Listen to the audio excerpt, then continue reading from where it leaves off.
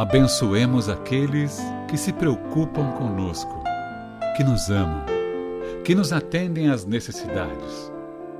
Valorizemos o amigo que nos socorre, que se interessa por nós, que nos escreve, que nos telefona, para saber como estamos indo. A amizade é uma dádiva de Deus, presente no coração daqueles que cruzam o nosso caminho. Mais tarde, haveremos de sentir falta daqueles que não nos deixam experimentar a dor da solidão. Que possamos consolar uns aos outros em todos os dias da nossa vida. Chico Xavier. Olá, seja bem-vinda, seja bem-vindo a mais um estudo reflexivo da obra O Consolador. Vossa presença muito nos alegra, muito nos honra. Esse programa é proporcionado pelo Centro Espírita de Caridade Luiz Monteiro de Barros. Faça parte dessa família espiritual. Hoje na bancada dos facilitadores, Orígenes Caetano e Wilson Andrade. Boa noite, cavalheiros. Boa noite. Olá, amigos, boa noite. Então, dando continuidade, hoje na questão de número 320, né? E é uma pergunta bem interessante, né? Que ensinamentos nos oferece a negação de Pedro, né? Quando ele nega Jesus 3 vezes, né? A negação de Pedro serve para significar a fragilidade das almas humanas, perdidas na invigilância e na despreocupação da realidade espiritual, deixando-se conduzir indiferentemente aos torvelinhos mais tenebrosos do sofrimento, sem cogitarem de um esforço legítimo e sincero na definitiva edificação de si mesmas. Fantástico, né? Porque o Pedro vai ser a pedra, né? O próprio mestre via que ele tinha essa potencialidade, mas ele serve como estímulo, como fala Emmanuel, a nossa vigilância e oração. Eu, como espírito imortal, trago tendências. Se eu conseguir vigiar minhas tendências, eu consigo, então, aos poucos, me esforçar e gradativamente me transformar. Se eu estou fazendo isso comigo, eu terei a mesma compaixão, paciência, indulgência com o próximo. Então, isso é muito importante, principalmente na sociedade atual, que as pessoas são muito imediatistas, né? E isso mostra também, como ele fala, a fragilidade do ser humano. Porque Pedro fica perplexo. Em um espaço pequeno, ele negou 3 vezes. Olha que interessante. E a gente, às vezes, critica, né?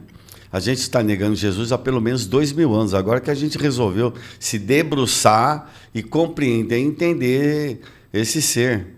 Mas, se for por negação, aí nós estamos há muito tempo aí negando. Agora que resolvemos dar um abraço aí para poder se salvar diante do esforço de mudanças, de não mais negar o novo comportamento, a nova conduta, a nova forma de pensar, de agir, proposta por Jesus. Então, mostra bem aí a nossa fragilidade, que vai despertar na gente a compaixão. Porque eu, sabendo da minha fragilidade, eu vou ter que compreender a fragilidade do outro. E o interessante é que ele só acorda realmente quando Jesus vai conversar com ele, porque ele, depois que passa tudo, ele fica naquela reflexão dele com tipo uma consciência pesada, né? Que negou o mestre. Mas aí depois é preciso que Jesus chame ele 3 vezes também, né? Pedro, tu me amas, né? E novamente, amo, Senhor, e tu me amas, para ele realmente, né, colocar ali em prática ali aquela mudança, transformação, e se transformar realmente na pedra angular que fala o D'Alessandro. Então, muitas vezes a gente está passando por momentos assim difíceis, onde a gente não consegue realmente se posicionar de uma maneira mais assertiva, e aí da importância do convívio em sociedade, quando alguém vem e nos estende uma mão amiga para recolocar a gente no caminho, que foi o que Jesus fez ali naquele momento. Então, se tu me amas, vai e apacenta minhas ovelhas, né? E aí começa realmente a missão de Pedro como a pedra angular, né? É verdade. 321. Qual a edição dos evangelhos que melhor traduz a fonte original? E a resposta: a grafia original dos evangelhos já representa em si mesma a própria tradução do ensino de Jesus, considerando-se que essa tarefa foi delegada aos seus apóstolos. Sendo razoável estimarmos em todas as circunstâncias os esforços sinceros, seja qual for o meio onde se desdobram, apenas consideramos que em todas as traduções dos ensinamentos do Mestre Divino se torna imprescindível separar da letra o espírito, Podereis objetar que a letra deveria ser simples e clara. Convenhamos que sim, mas importa observar que os evangelhos são o roteiro das almas, e é com a visão espiritual que devem ser lidos, pois, constituindo a cátedra de Jesus, o discípulo que dele se aproximar com a intenção sincera de aprender, encontra sobre todos os símbolos da letra a palavra persuasiva e doce, simples e enérgica da inspiração do seu mestre imortal. Fantástico, né? É porque ele vai dizer que tem que ter esse olhar do espírito imortal, assim, né? Eles se aproximaram e porque não era algo imediato, né? Eles foram tocados e depois registraram, nem todos tinham a possibilidade da escrita, às vezes, né? Na condição de pescadores. Então, mas o importante é que aquele sentimento ficou gravado no espírito imortal. Por isso essa memória, que hoje se chama memória afetiva, memória emocional, eles tem, né, de maneira belíssima do que viu do Cristo fazer. Né? E na própria Bíblia está escrito lá, a letra mata e o espírito vivifica. Quer dizer, se eu ficar discutindo o sentido das palavras, nós vamos ficar dando interpretações variadas. Agora, se eu pegar o sentido, o espírito da coisa, é o mesmo. Não posso colocar na boca de Jesus palavras que contradizem as suas orientações e a sua conduta. Então, o sentido, o espírito da coisa, ele não se discute, que é o bem, né? É interessante que ele fala aqui, ó, que quando o discípulo se aproxima com a intenção sincera de aprender, encontra, né, a presença enérgica e inspiradora do mestre. Eu me lembro acho que é num dos livros de André Luiz, não sei se você lembra, quando ele fala que quando a gente está lendo determinado livro, a gente cria uma conexão com o autor, com os personagens, que a gente, né, tem uma inspiração maior. Então, você imagina a gente quando lê os evangelhos de qualquer que seja dos discípulos ou uma Bíblia, a conexão que a gente cria com aqueles momentos lá. Eu me lembro de um livro do Luiz Sérgio também, que ele fala que ele estava tendo aula no plano espiritual e que o professor abre uma tela na natureza, e aquela tela é como se eles estivessem participando naquele momento da preleção de Jesus, por exemplo, no Sermão do Monte. É como se ele estivesse na plateia junto, de tão vivo que era a impressão que eles tinham do estudo, do ensinamento, né? Então, da importância que a gente sabe, às vezes você está lendo um conteúdo não muito dignificante, então você sabe que você está criando uma conexão com esse conteúdo que vai te atrair companhias não muito desejáveis para você. E da mesma forma, né, quando você lê aqui os escritos dos evangelhos, a gente vai estar criando aí uma conexão muito boa para a gente, que é o orar e vigiar, que vai ajudar o equilíbrio, né? Sim. Bom, a gente terminou essa parte, nós vamos entrar no capítulo 3.3, que vai falar sobre amor agora. E o primeiro é o 3.31, que vai falar sobre união. Então, a pergunta 322. Há uma gradação do amor no seio das manifestações da natureza visível e invisível? E ele responde, uma resposta longa, hein? Sem dúvida. Essa gradação existiu em todos os tempos, como gradativa é a posição de todos os seres na escala infinita do progresso. O amor é a lei própria da vida, e sob o seu domínio sagrado, todas as criaturas e todas as coisas se reúnem ao Criador, dentro do plano grandioso da unidade universal. Desde as manifestações mais humildes dos reinos inferiores da natureza, observamos a exteriorização do amor em sua feição divina. Na poeira cósmica, síntese da vida, temos as atrações magnéticas profundas. Nos corpos simples, vemos as chamadas precipitações da química. No reino mineral e vegetal, verificamos o problema das combinações indispensáveis. Nas expressões da vida animal, observamos o amor em tudo em gradações infinitas, da violência à ternura, nas manifestações do irracional. No caminho dos homens, é ainda o amor que preside a todas as atividades da existência em família e em sociedade. Reconhecida a sua luz divina em todos os ambientes, observemos a união dos seres como um ponto sagrado, referência dessa lei única que dirige o universo. Das expressões de sexualidade, o amor caminha para o supersexualismo, marchando sempre para as sublimadas emoções da espiritualidade pura, pela renúncia e pelo trabalho santificantes, até alcançar então o amor divino, atributo dos seres angélicos que se edificaram para a união com Deus, na execução dos seus sagrados desígnios do universo. Belíssima, né? Reflexão de Emmanuel, falando pelo menos do nosso reino nominal. Às vezes a gente começa amando só da nossa família, depois os amigos da nossa família, para chegar num ápice maior, que é uma sociedade, né? Ver em todos o meu irmão, né? Que é já o reino dos anjos, né? Esse é o grande lance, né? Esse processo aí de aprendizado, através das experiências, onde vai passar das sensações para uma plenitude de profundo respeito, né? Que pode se chamar de amor e assim por diante. Mas é uma caminhada. Ainda amamos do nosso jeito e os nossos. Vai chegar um dia que a gente vai conseguir amar de uma forma mais ampla e com toda certeza esse amor, quando você passa a ter pelos outros, ele também se modifica. É como se ele se depurasse, né? Então, por isso que às vezes uma Madre Teresa de Calcutá passava, ela não se conformava em não ajudar a pessoa. Diferente da gente que nos tornamos indiferentes quando passamos por uma pessoa na rua. Então, são as gradações desse sentimento, né? Isso aí.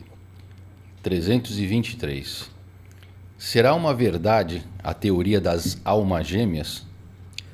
E a resposta: no sagrado ministério da vida, cada coração possui no infinito a alma gêmea da sua companheira divina para a viagem gloriosa e imortal. Criadas umas para as outras, as almas gêmeas se buscam sempre que separadas. A união perene é-lhes a inspiração suprema e indefinível. Milhares de seres, se transviados no crime ou na inconsciência, experimentam a separação das almas que os sustentam, como a provação mais ríspida e dolorosa. E no drama das existências mais obscuras, vemos sempre a atração eterna das almas que se amam mais intimamente, envolvendo umas às outras num turbilhão de ansiedades angustiosas. Atração que é superior a todas as expressões convencionais da vida terrestre. Quando se encontram no acervo dos trabalhos humanos, sentem-se de posse da felicidade real para os seus corações. A da aventura da sua união, pela qual não trocariam todos os impérios do mundo, e a única amargura que lhes empana a alegria é a perspectiva de uma nova separação pela morte. Perspectiva essa que a luz da nova revelação veio dissipar, descerrando para todos os espíritos amantes do bem e da verdade os horizontes da eterna vida. É uma pergunta que muita gente faz, né? Se existe alma gêmea, né? O pessoal fica sempre procurando, eu quero achar minha alma gêmea, minha companheira, meu companheiro ideal, né? E ele fala que realmente, no começo ele fala que cada um possui realmente um companheiro ideal, mas que esse companheiro aqui no decorrer da vida, às vezes nem sempre as ideias são sempre todas idênticas. Eu acho que isso que causa grande, às vezes, frustração em alguns casais, porque você cria uma expectativa no outro, idealizando um modelo que você gostaria que fosse. E nem sempre o outro vai ter a mesma ideia, comportamento que você tem. E aí você idealiza, e a outra pessoa não concretiza a sua idealização, e você se frustra e fica insatisfeito com o teu casal lá, né, com a pessoa que você escolheu. Isso é complicado. Então a gente tem que entender que nós somos únicos, né, que a gente, aqui, como ele fala, até existe a alma gêmea, mas não é porque é gêmea que ela vai ter, né, você vê os gêmeos lá, 2 meninos que nasceram ali da mesma mãe. Por mais que sejam gêmeos, o físico pode ser muito semelhante, mas as características de personalidade são diversas, porque nós somos espíritos imortais com experiências diversas. E a alma gêmea é a mesma coisa, né? Tu já achou a tua? O Fábio Júnior que o diga, né? Mas aí o que eu interpreto, né, é que todos nós, lógico, temos aqueles que se afinizam mais. E geralmente essa, entre aspas, alma gêmea, que essa busca eterna aí, é como se você olhasse para um espelho, né? Você quer ver aquilo que você quer, que você deseja e que tem as suas características, as suas necessidades. Então, às vezes pode ser que um cara tirano encontre numa mulher, né, a submissão. Ele quer essa submissão porque é isso que satisfaz e planifica ele.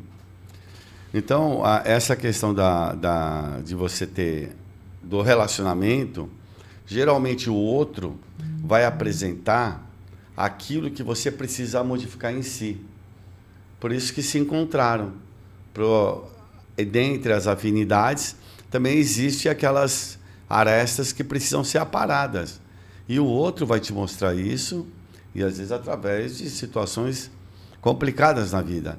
E você vai mostrar para o outro também a mesma coisa. Então, eu não tenho dúvida que esses gêmeos aí no futuro, é porque nós teremos uma unificação dos nossos desejos de fazer o bem, de ser correto, de ser honesto, de ser fiel e assim por diante.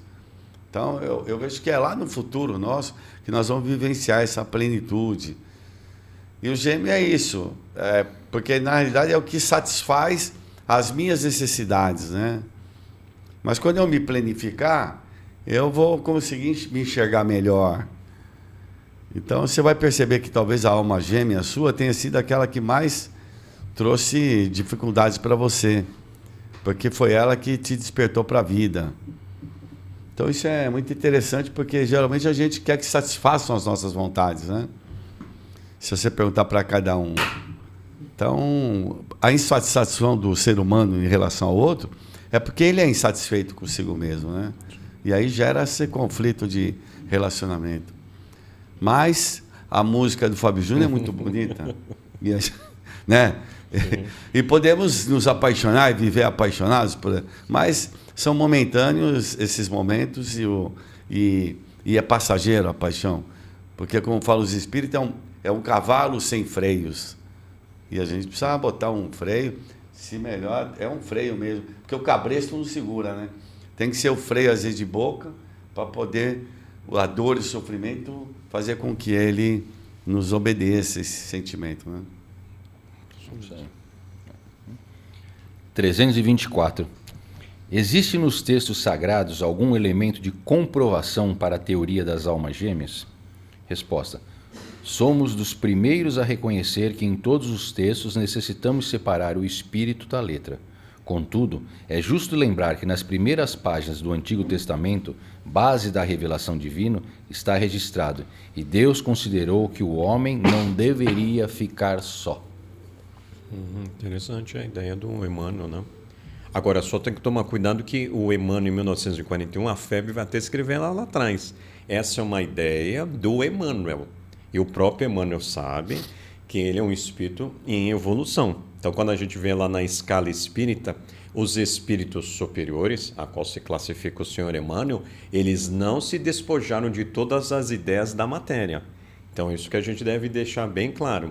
O benfeitor Emmanuel acredita na tese da alma gêmea, mas o senhor Allan Kardec, na Revista Espírita de 1858, vai falar das metades eternas, que é justamente contrário à ideia da individualidade da alma. Então, nós respeitamos o Emmanuel. Pode ser que hoje, se nós estivéssemos entrevistando Emmanuel, você ainda acredita nas teses da alma gêmea? Como qualquer espírito em evolução, como a gente também, que muda de ideias, porque se aprimora como espírito mortal, ele possa ressignificar as suas respostas. Tá ótimo. Eu vou sair em defesa de alguma coisa. É porque no começo ele faz essa citação, mas depois ele demonstra que a palavra ela é discutível, né? Mas eu vejo que, com toda certeza, por se tratar já de uma pessoa que está com um grau de lucidez maior, a gente interpreta que ele saiba disso, né? Sim. Ou conheça isso. Mas as colocações, às vezes, de acordo com as nossas falhas, então a gente interpreta do nosso jeito, né? Mas é isso. E essa citação que ele fala da Bíblia, né? E Deus considerou que o homem não devia ficar só. E no próprio Evangelho, no Livro dos Espíritos, fala da importância da lei da sociedade. Né? A gente pode também ter uma interpretação aqui, porque a gente sabe que quando o Kardec pergunta do objetivo da encarnação, que aí ele é respondido que é evolução e aprendizado, e ele fala que o homem que convive em grupo, e não é à toa que a gente é inserido no núcleo familiar, tem a maior oportunidade de evolução pelo convívio com outras pessoas, onde você vai lapidar ali os teus vícios e fortalecer tuas virtudes. Então aqui a gente pode interpretar nisso, não deve ficar só viver em sociedade e não diretamente aqui ligado como alma gêmea que ele interpretou, né? Porque cada oração que é colocada na Bíblia a gente pode ter diversas interpretações de acordo com aquilo que a gente está vivenciando e passando, né? Então, E é a primeira fase do espírito essa, da matéria. Então precisa haver essa ligação, esse burilamento, essa discussão, precisa estar aí, porque você precisa se despojar das maledicências, ou melhor, dos vícios que a gente vai adquirindo. Então, esse trocar de informações, essa convivência, isso é importantíssimo. Nessa primeira fase, eu acho que talvez lá, quando a gente for um espírito puro, nosso sentimento de compaixão é muito grande pelo outro, que isso se torna uma coisa só, né? Então, não vejo a necessidade de você estar junto com uma pessoa. Primeiro, que o amor vai se transformar. A gente conhece o amor nesse patamar inicial aqui, né? Então, tem muita lenha para queimar para a gente entender isso aí, né? Então, no começo, ele falou certo, no começo. O começo é quando a gente está começando a nossa vida de livre-arbítrio, tem liberdade de escolha. ele continua aqui na próxima pergunta, ainda falando sobre o tema. Então ele pergunta assim, ó, na 325. A atração das almas gêmeas é traço característico de todos os planos de luta na Terra? E resposta. O universo é o plano infinito que o pensamento divino povoou de ilimitadas e intraduzíveis belezas.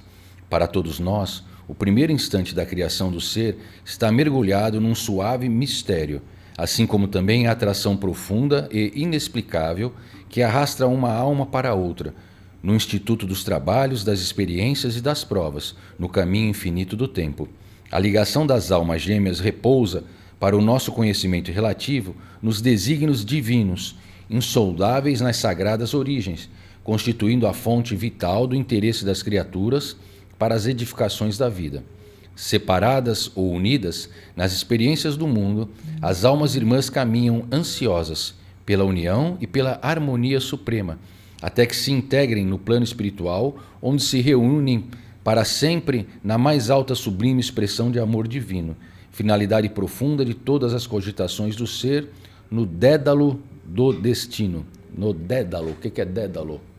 Sabe o que é o significado dessa palavra? Dédalo. Já ouvimos várias vezes, hein? É. Nós vamos daqui a pouco saber. A produção vai nos mostrar. Dédalo, produção. Mas a gente entender aqui, ó, porque você vê esse negócio de alma gêmea que ele... Alma gêmea, se a gente se apegar a uma só pessoa e querer estar junto sobre ela, a gente vai ter um pouquinho de egoísmo, na verdade. Porque ele não fala que a gente tem que amar a todos, ele não fala ama a teu próximo a ti mesmo. Então, assim, eu acho que esse conceito de alma gêmea e de casal que a gente tem, eu acho que é para a gente exercitar realmente o desenvolvimento do amor. Mas se a gente chegar lá na frente, que talvez vai demorar para a gente ainda ter uma correta interpretação desse posicionamento de Jesus, né? Ama teu próximo como a ti mesmo. Quando a gente conseguir desenvolver isso, eu amar o Caetano, amar o D'Alessandro, amar o balconista da padaria, amar o pessoal que limpa a minha rua, que recolhe o lixo, com a mesma intensidade que eu amo meu filho, hoje eu não consigo fazer isso ainda. Então eles põem a gente, põe com um casal. Então o homem ama a mulher ama o homem. Eu estou ali exercitando. Coloca um bichinho, eu começo a externar o meu amor para amar esse bichinho. Tenho filhos, começo a externar o meu amor para amar o filho. Começo a externar amor para amar meu irmão, amar meu cunhado, né, minha sogra, meu sogro. Começo a externar o amor para amar as pessoas que eu tenho ali no grupo da igreja, no grupo do centro espírita. Começo a aumentar o meu amor no grupo do condomínio, ali naquela reunião de condomínio onde tem conflito. E assim a gente vai exercitando a dilatação desse amor em grupos, até um dia que a gente consiga amar realmente o que Jesus falou. Que eu acho que a gente ainda está longe disso daí, né? A produção passou aqui para mim, dédalo, substantivo masculino, lugar em que os caminhos estão dispostos de modo que é fácil perder-se neles. Sinônimo de labirinto. E no sentido de adjetivo, esmaltado de flores, ricamente ornado. Então, ó, vamos ler o pedaço de novo aqui. Então ele fala aqui, para a gente entender o significado do dédalo, né? Ele fala assim, onde se reúnem para sempre na mais sublime expressão de amor divino, finalidade profunda de todas as cogitações do ser, no dédalo do destino. Seria no labirinto do destino, então? Labirinto do destino. Várias opções, pessoal, então, no dédalo. A palavra é diferente aí. Mas o que eu vejo aí é que às vezes a gente peca por conta que o questionador que utiliza sempre a alma gêmea, a quarta pergunta já, que ele fala sobre... E agora o Emmanuel vai falar de almas irmãs. Isso, almas irmãs, né? ele fala, né? Que é a fraternidade que haverá entre as pessoas.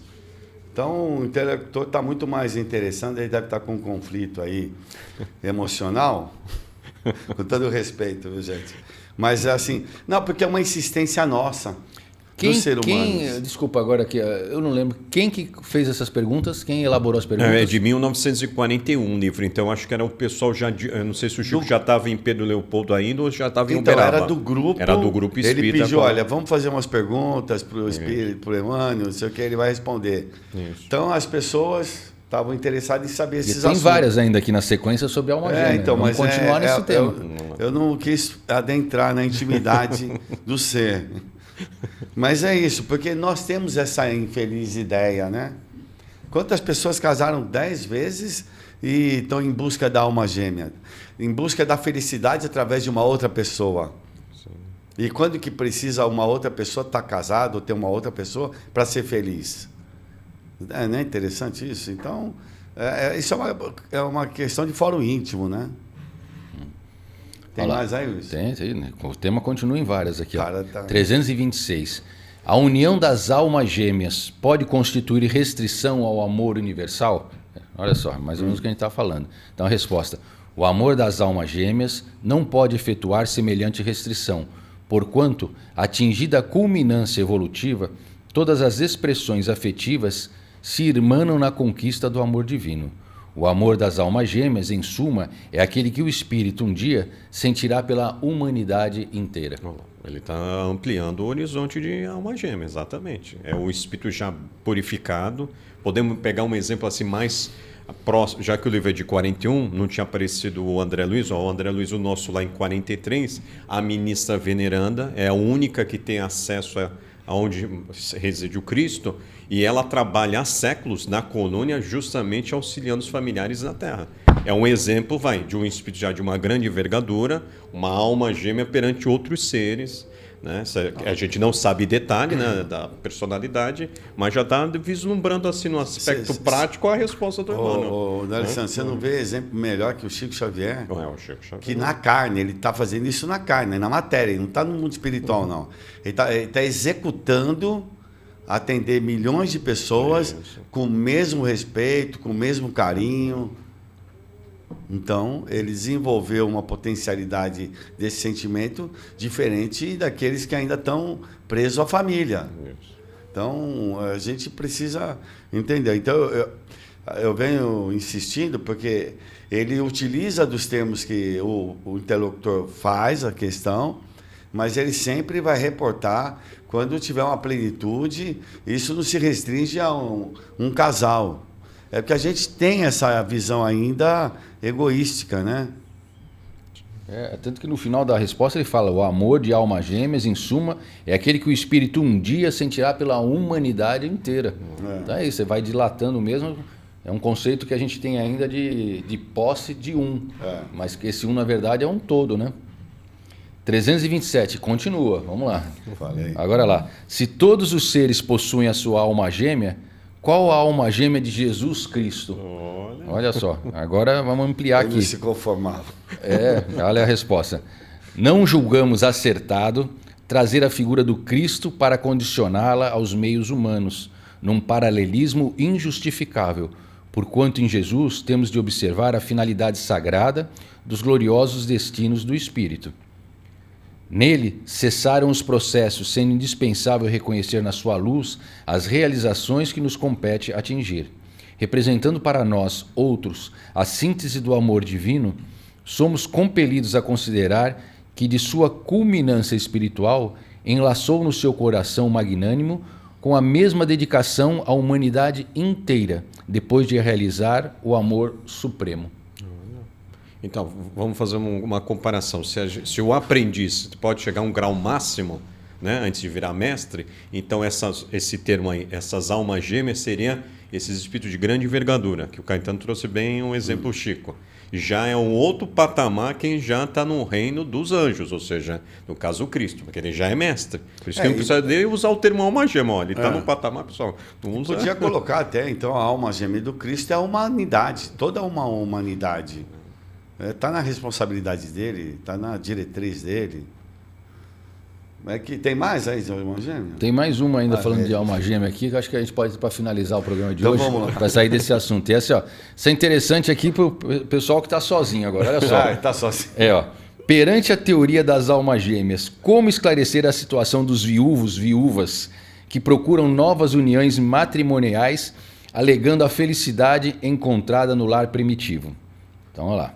Não devemos esquecer que a Terra ainda é uma escola de lutas regeneradoras ou expiatórias, onde o homem pode consociar-se várias vezes sem que a união matrimonial se efetue com a alma gêmea da sua, muitas vezes ainda distante da esfera material. A criatura transviada, até que se espiritualize para a compreensão desses laços sublimes, está submetida no mapa de suas provações a tais experiências, por vezes pesadas e dolorosas.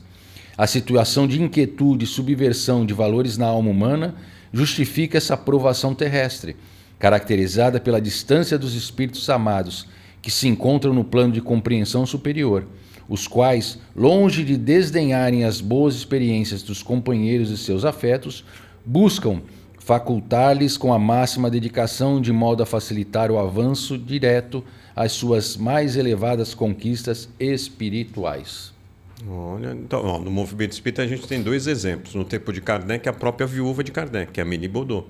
Você vê, ela, no seu íntimo, sabia que se ela tivesse que passar essa provação, continuando sozinha, né, uma viúva, aceitou numa boa. E temos no movimento espírita brasileiro do Bezerra de Menezes. Ficou viúvo de maneira natural depois, né, parece-me que casa, até que era a cunhada dele, né? Você vê, eu acho que para a época pode até chamar a atenção, mas é um espírito que sabia no seu íntimo que se ele casou uma segunda vez, ele tinha um compromisso de burilamento. Né? Então... E naquela época, não é sair em defesa, mas assim, naquela época era muito natural, quando morresse a esposa, geralmente alguém da família ali ia substituir. E ele casou com ela. Então, por quê? Para cuidar dos filhos, né? Então, era muito natural essa prática, era uma prática, né? Lógico. Mas o que eu vejo nessa questão da alma gêmea aí, né, que ele vem comentando, essa última pergunta foi sobre... Viúvo. Das várias relações. Uma coisa que me chamou a atenção, falou essa inquietação. A inquietação do espírito. Que ele não precisou arrumar uma, precisou arrumar outra, precisou arrumar outra, precisou arrumar outra. Ele está inquieto, ele não encontrou, entre aspas, aquela que poderia equilibrá-lo, não é verdade? Então, assim, ou encontrou e não soube dar valor, ele também deixou de lado, também existe isso. Então, o que a gente precisa analisar é essa nossa inquietação.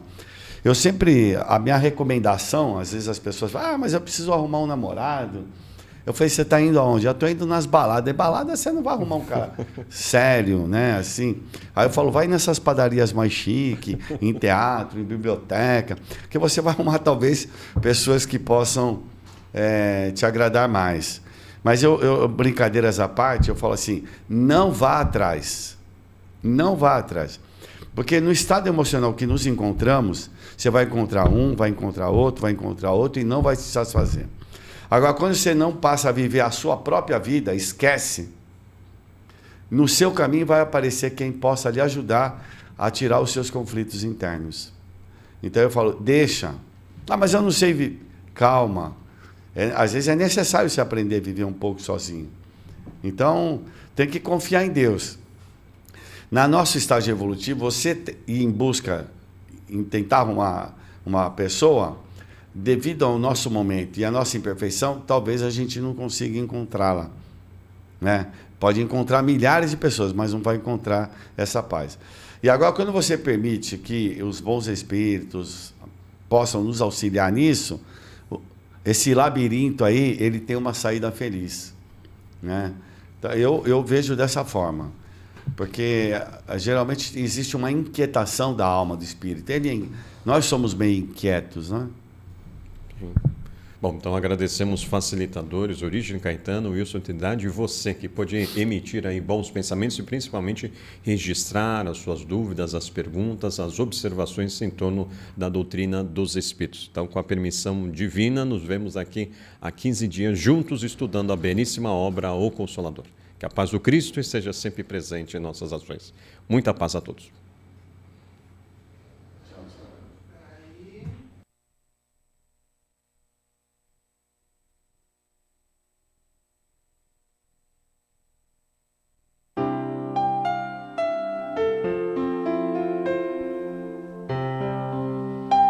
Abençoemos aqueles que se preocupam conosco, que nos amam, que nos atendem às necessidades.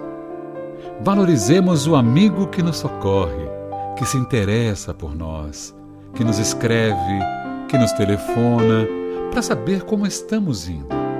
A amizade é uma dádiva de Deus, presente no coração daqueles que cruzam o nosso caminho.